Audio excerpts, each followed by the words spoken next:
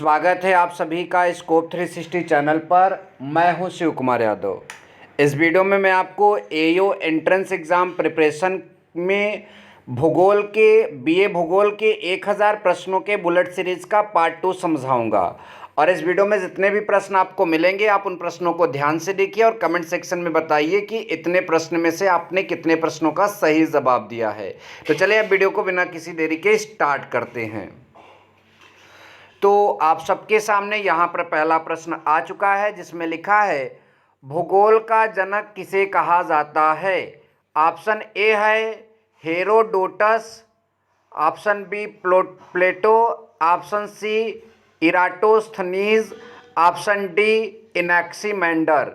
तो इसमें से जो सही ऑप्शन हो जाएगा वो आपका ऑप्शन नंबर सी जो है ये आपका सही हो जाएगा यहाँ पर। तो इस पर सही टिक लगा दिया गया। सुनामी संबंधित है नहर से, ज्वरीय तरंग से, नदी से, भूकंप द्वारा उत्पन्न तरंगों से। तो आपको इसका सही जवाब बताना है कि सुनामी किससे मतलब कि संबंधित है। तो इस प्रश्न को लेकर मेरा डाउट है, यहाँ पर नहर और नदी से तो कभी तो सुनामी उठती नहीं। यहाँ पर ऑप्शन तो सही भूकंप द्वारा उत्पन्न तरंगों से दिया है, लेकिन मेरा डाउट जो है ज्वरीय तरंग पर भी जा रहा है। लेकिन फिलहाल यहाँ पर टिक किया गया है option number D. Number next, ज्वार भाटा का प्राथमिक कारण है चंद्रमा का गुरुत्वाकर्षण बल, सूर्य का गुरुत्वाकर्षण बल, पृथ्वी का गुरुत्वाकर्षण बल, इनमें से कोई नहीं। तो सही जवाब होगा चंद्रमा का गुरुत्वाकर्षण बल। चलेंगे नेक्स्ट क्वेश्चन की तरफ।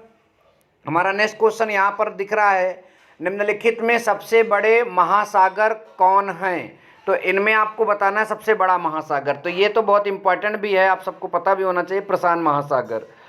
अब नंबर नेक्स्ट प्रश्न की ओर चलेंगे और आपका अगला जो प्रश्न है उसको भी देखेंगे, ठीक है। तो अगला प्रश्न है एस्किमो पाए जाते हैं। तो एस्किमो कहाँ पाए जाते हैं? ध्रुवीय क्षेत्रों में पाए जाते हैं, ध्यान दीजिएगा।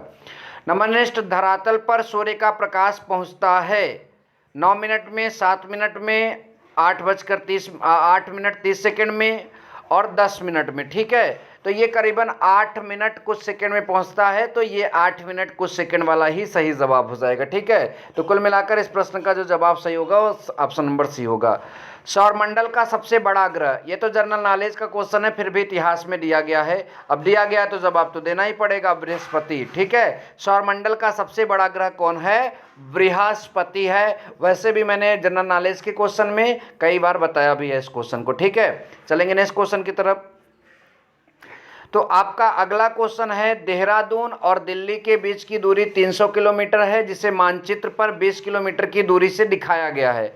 शुद्ध प्रभि, इसका अर्थ मुझे थोड़ा क्लियर नहीं है, ये बताने के लिए यहाँ पर आपको कहा गया है। तो ये आपका प्रभि का अर्थ अगर किसी को पता होगा तो वो आप कमेंट में ज़रूर बताइएगा।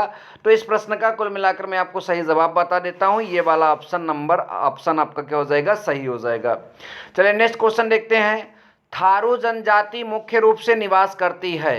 तो थारू जनजाति किसमें निवास करती है? यहाँ पर आपको बताना है उत्तर प्रदेश के तराई क्षेत्र में थारू जनजाति निवास करती है। नंबर नेक्स्ट है, भारत में आलू का सबसे बड़ा उत्पादक है। तो भारत में आलू का सबसे बड़ा उत्पादक कौन है? कौन सा राज्य है? पश्चिम बंगाल, उत्तर प्रदेश, बिहार, गुजरात। तो आलू का सबसे बड़ा उत्पादक अपना उत्तर प्रदेश ही है, ध्यान दीजिएगा। नेक्स्ट क्वेश्चन की तरफ बढ़ेंगे। लिखा है, निम्नलिखित राज्यों में से किसमें सर्वाधिक जनसंख्या घनत्व है? उत्तर प्रदेश, तमिलनाडु, केरल, हरियाणा। तो इसमें सबसे मतलब कि सही जवाब आपको यहाँ पर देना है। तो इसमें तो ऑप्शन जो करेक्ट दिख रहा है केरल, लेकिन मेरा जवाब उत्तर प्रदेश पर जाएगा। लेकिन यहाँ पर केरल जवाब दिया था, लेकिन मैं इस पर उत्तर प्रदेश क्लिक कर रहा हूँ, ठीक है। आपको जो सही लगेगा बताइएगा ज़रूर, ठीक है, क्योंकि आप भी तैयारी कर रहे हैं तो आपको कुछ तो आता ही होगा, जाहिर सी बात है, या जिनको भी आता होगा वो बताएंगे, ठीक है। चलेंगे नेक्स्ट प्रश्न की ओर। लिखा है, लेटराइट मिट्टी पाई जाती है। तो जो लेटराइट मिट्टी है वो कहाँ पाई जाती है? सह्याद्री में, अरावली में, शिवालिक में, गारो पहाड़ियों में। तो लेटराइट मिट्टी जो है आपका यहाँ जो ऑप्शन सही होगा वो सह्याद्री में। नंबर नेक्स्ट है, निम्नलिखित में से कौन अवरोधी पर्वत है? Aravalli, Andes, Alps, Vosges. तो इसमें सही जवाब आपको ढूंढकर बताना है कौन सा मतलब कि सही होगा। तो इसका सही जवाब होगा अरावली। क्या होगा? अरावली इसका सही जवाब होगा। चलिए नेक्स्ट क्वेश्चन देख। तो अगला प्रश्न हमारा यहाँ पर आ चुका है जिसमें लिखा है निम्न में से कौन सा राज्य हीरे की खदानों के लिए प्रसिद्ध है? कर्नाटक, गुजरात, मध्य प्रदेश, आसाम। तो इसमें आपको सही जवाब देना है। तो यहाँ तो मध्य प्रदेश दिख रहा है, बट मैं इसमें भी कंफ्यूज हूँ। इस सीरीज़ में ही मैं टोटली कंफ्यूज्ड हूँ। तो वैसे तो मुझे कर्नाटक सही लग रहा है, लेकिन ऑप्शन जो दिया है वो मध्य प्रदेश है। चलिए नेक्स्ट देखते हैं। निम्न में से किस प्रदेश में वर्ष भर वर्षा होती है? ठीक है, तो 165 का कौन सा सही जवाब होगा? भूमध्य रेखीय प्रदेश। नंबर नेक्स्ट, समुद्र में औसत लवणता होती है। तो समुद्र में जो औसत लवणता होती है वो आपका ए नंबर ऑप्शन सही हो जाएगा। 35 ग्राम प्रति 1000 ग्राम जो है यह औसत लवणता को रिप्रेजेंट करती है। तंबाकू उत्पादन में विश्व में अग्रणी है। चीन, दक्षिण अमेरिका, भारत, नेपाल। तो तंबाकू यहाँ पर जो हो जाएगा दक्षिण अमेरिका सही जवाब हो जाएगा इसका। ठीक है। नंबर नेक्स्ट, निम्नलिखित में से किसको प्राथमिक सेल कहते हैं? अग्नेय, आंतरिक, अवसादी, इनमें से कोई नहीं। तो ये आपका अग्नेय सेल जो है प्राथमिक सेल बोला जाता है। विश्व का सबसे ठंडा स्थान है हैलिफैक्स, सियाचिन, शिकागो, वर्खो यांग्स। ठीक है, तो ये आपका इसमें कौन सा सही जवाब होने वाला है? तो ये लास्ट वाला ऑप्शन सही जवाब होगा। ठीक है, चलिए नेक्स्ट क्वेश्चन की तरफ जल्दी से बढ़ चलते हैं। लिखा है संयुक्त राज्य अमेरिका में मेसाबी प्रसिद्ध है। तो मेसाबी किसके लिए प्रसिद्ध है? लौह अयस्क के लिए। रेडियो तरंगों के विक्षेपण के लिए वायुमंडल के निम्नलिखित स्तरों में कौन सा स्तर उत्तरदायी होता है? तो यह आपका ऑप्शन नंबर डी, आयन मंडल इस चीज के लिए उत्तरदायी होता है।